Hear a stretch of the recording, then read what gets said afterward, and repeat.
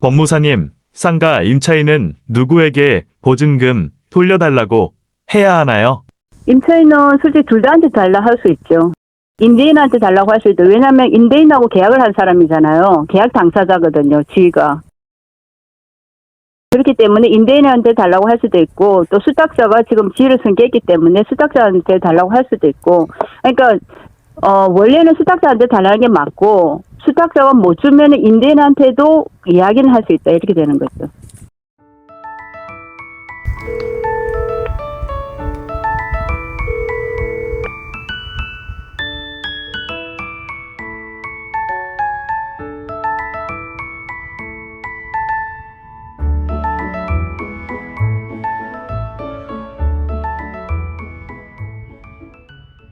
예, 수수료 많이 들어가죠. 예, 수수료 때문에 찾아오시는 분들도 꽤 있어요. 왜냐면 이게 이제 신탁하기 위해서 들어가고, 그 다음에 또, 은행이 수탁자였기 때문에 자기네들 수탁자 있다는 그 명분을 해서 아마 매달 아니면 매년 이렇게 이제 들어가는 비용이 있을 거예요. 예. 그래서 이제 그걸 알고, 오시는 분들이 꽤 있죠. 아니요, 그렇지는 않죠. 이게 이제 우리가 민사신탁이 유언 대응 신탁이 2012년도에 이렇게 해서 이제 들어갔거든요. 그 이제 법이 신탁법 개정이 되면서 유언 대응 신탁이라는 이제 그게 59조가 딱 나와 있어요. 그러니까 유언을 이제 대신하는 거죠. 그러니까 이게 피상속인들이 자기 의사에 따라서 수탁자를 정하고, 그 다음에 자기 상속시키고 있는 수익자로 해가지고, 이렇게 상속하는 말하면 그런 구조예요. 이게 말하면 민사신탁이거든요. 옛날에는 신탁회사라든지 이런 것만 해가지고, 신탁회사를 통해서만 신탁할 수 있기 때문에 그랬는데, 2012년도에 이제 신탁법이 개정이 되면서 민사신탁도 이제 가능하게 됐거든요. 그 중에 많이 활용할 수 있는 부분이 이혼대응 신탁이라고 말할 수가 있죠. 그렇죠. 상속인 중에, 그러니까 상속인이 수탁자도 되고, 수익자도 되고, 이런 식으로 해가지고 진행을 해요, 보면. 예, 그렇죠. 이게 유언대응 신탁을 많이 하는 이유가, 내가 어떤 상속인을 딱 지정해서 내 재산을 주고 싶다.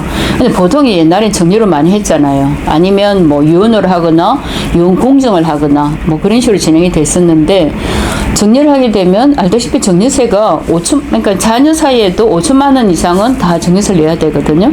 그리고 몇 년 전부터 이제 취득세도 시가에 기준에서 정려 취득세를 내기 때문에 굉장히 이제 부담스러워요. 그게 정리를 한다는 것 자체가. 그래서 유언을 하거나 유언 대응 유언 공증을 하기도 하는데, 유언 대응 신탁이라는 게 딱 못을 박아 놓는 거죠. 수탁자는 누구, 그 다음에 수익자는 나중에 내 죽으면 누구한테 간다. 예. 그래서 이제 유언 대응 신탁이 되면, 위탁자가 돌아가시게 되면, 그때 이제 상속에 준해서 모든 게 진행이 된다 생각하시면 돼요.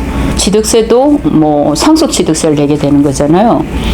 그리고 최근에 이제 이게 상속세도 자녀들, 자녀 1인마다 5억을 갖다가 면제한다. 그런 이제 뉴스가 나면서, 아무래도 정려보다는 상속이 굉장히 이제 세금을 갖다 저렴하게, 할 수 있는 그렇지 않을까 생각합니다.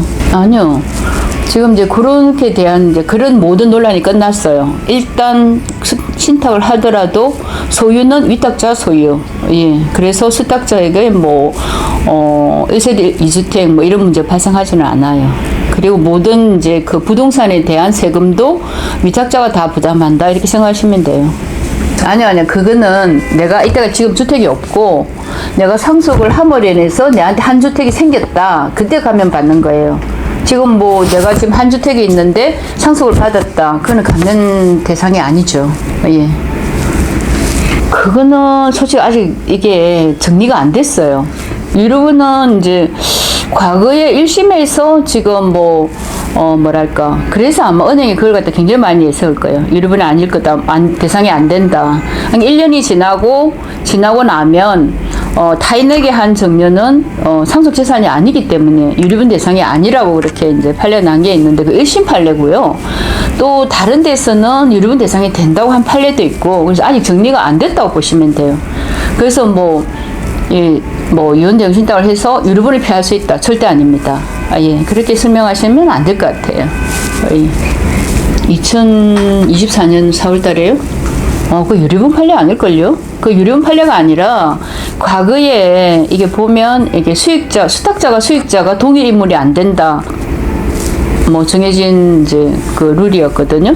근데 그 이후에 이제 해가 뭐 이게 우리가 지금 하고 있는 게 자녀재산 기수권리자로 해가지고 내가 뭐 수탁자를 자녀재산 기수권리자로 해가지고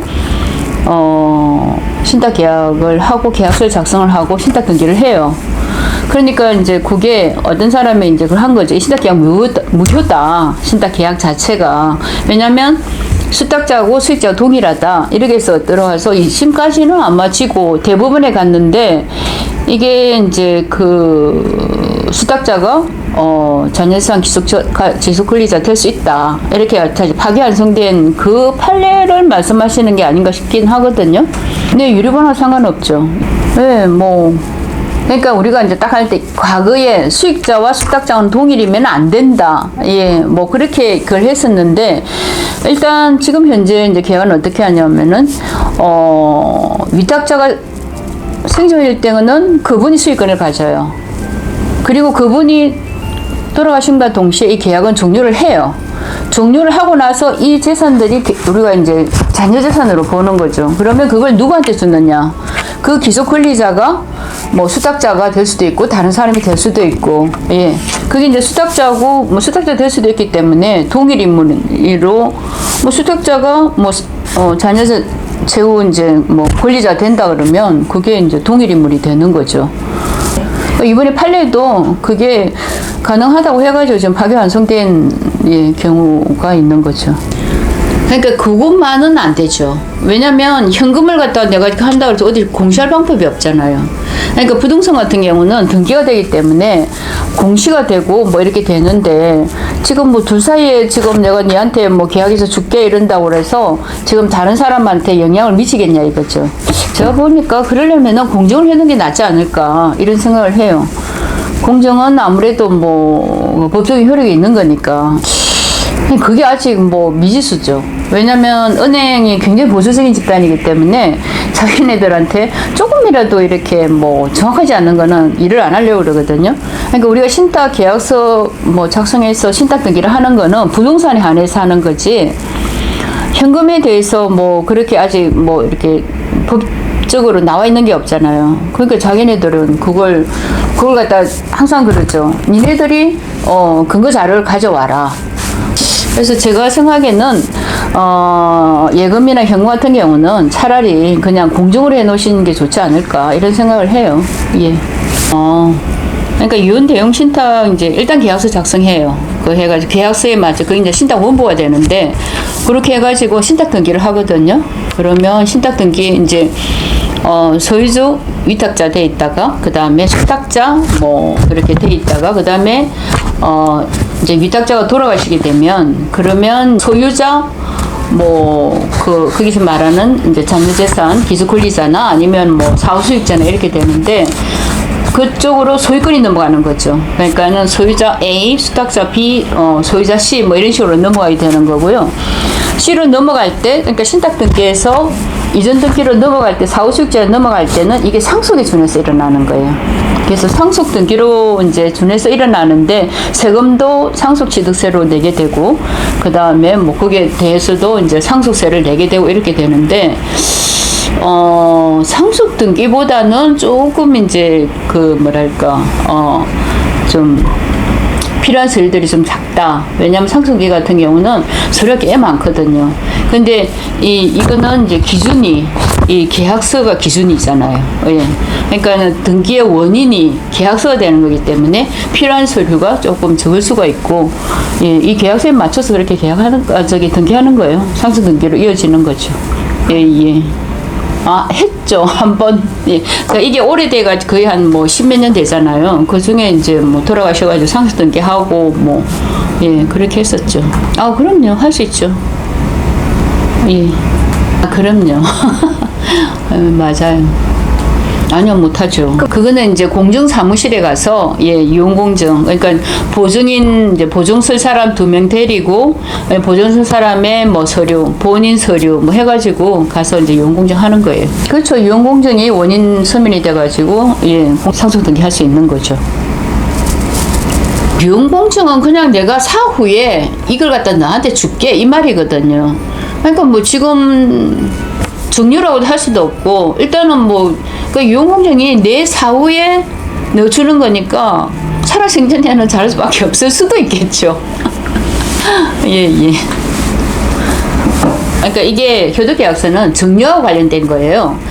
증여를 했는데 딴짓을 해. 그러면 어떻게 할 수가 없잖아요. 그래서 나온 게 효도계약서거든요. 내가 니한테 정리해 줄 테니까 죽을 때까지는 나를 갖다 구형을 해라.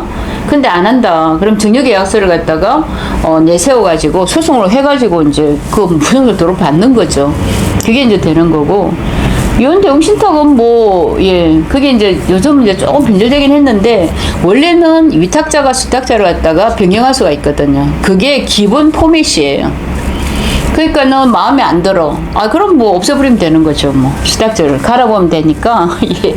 그러니까 이게, 우리가 항상 계약을 할 때는 어느 입장에 있느냐에 따라서 이 조문이 조금 달라지잖아요. 뭐 그렇게 생각하시면 돼요. 그러니까 뭐 부모 입장에서, 부모님 입장에서 내가 이혼 대응 신탁 하고 싶다?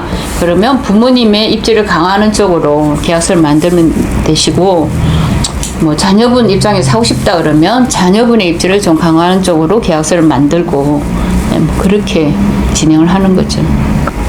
이혼 대응 신탁 단점. 아까 그거 하는데 주택을 갖다가 지금 이제 그 신탁을 했다가 그분이 신탁 말소를 했거든요. 그 이유가 이 주택에 이제 세입자가 들어오잖아요. 세입자 전세, 요즘 거의 전세 뭐 대출 받아 많이 들어오잖아요. 은행이 대출을 안 해준대요. 신탁을 풀고 와라. 그래가지고 어쩔 수 없이, 예, 신탁을 풀고 가서, 예, 그런 경우가 있어요. 그래서 이제 주택 같은 경우는 뭐 약간 이제 그런 문제도 좀 생각해 봐야 되지 않을까, 이런 생각이 들더라고요. 보통은 이제 당신들이 이제 살고 있는 이제 그 주택에다가 하고 나중에 이제 나 죽고 나면 누구한테 넘겨 이런 식으로 많이 하는데 또 뭐 이렇게 주택을 여러 개 가지는 분들도 있잖아요. 예, 그 중에 이제 세입자 들어오고 이런 분들은 조금, 예, 그런 문제가 이번에 한번, 예, 아주 오래됐는데 최근에 아마, 예, 전세 대출금 전세로 뭐 전세가 워낙 이제 그러니까 커지면서 대출받아 들어온 사람이 많으니까 그런 문제가 좀 발생을 하긴 하는 것 같더라고요.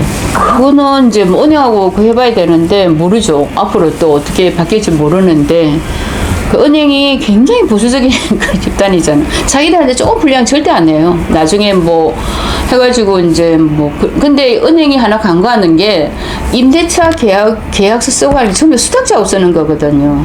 그러면 이 대출도 근데 원래 대출을 수탁자고 해야 되는 건데 이런 이제 그런 부분에 대해서는 은행이 잘 몰라서 그런 것 같기도 하고 저도 거기에 대해서는 심층 있게 뭐 생각을 안 해봐가지고, 예, 그러긴 하네요. 근데 원래는 이게 관리나 처분이 다 수탁자이기 때문에 임대차 계약도 마찬가지고 뭐 대출도 마찬가지고 다 수탁자가 당사자거든요. 예. 근데 뭐 그렇게 하는 이유가 뭔지는 잘 모르겠어요. 예. 보조금 내정된 이제 수탁자가 내줄 의무가 있겠죠. 그때 수탁자가 그걸 했기 때문에. 근데 이제 그게 되게 애매한 거죠, 지금. 그러니까 지금 이제 이게 그 이혼 대응 신탁이 들어오면서 겨우 이제 소유권은 위탁자다. 그러니까 이제 세금 문제.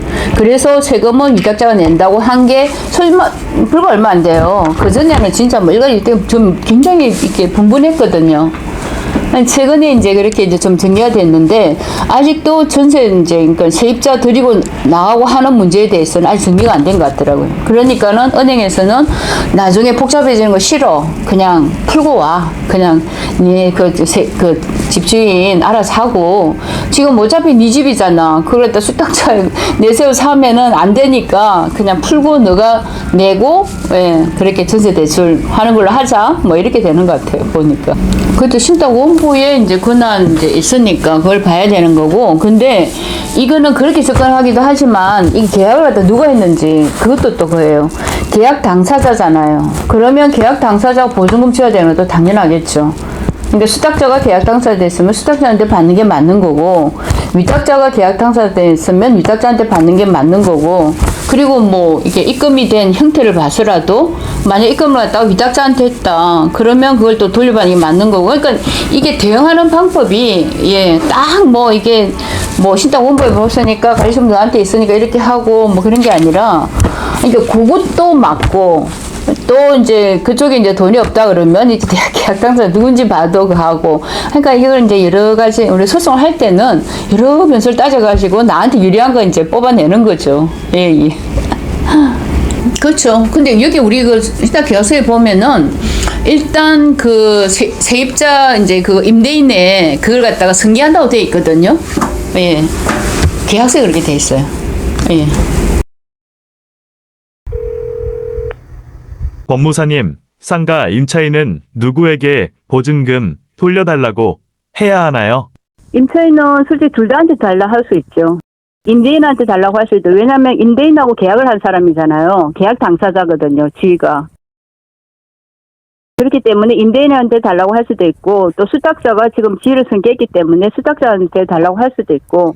그러니까 원래는 수탁자한테 달라는 게 맞고, 수탁자가 못 주면 임대인한테도 이야기는 할 수 있다, 이렇게 되는 거죠.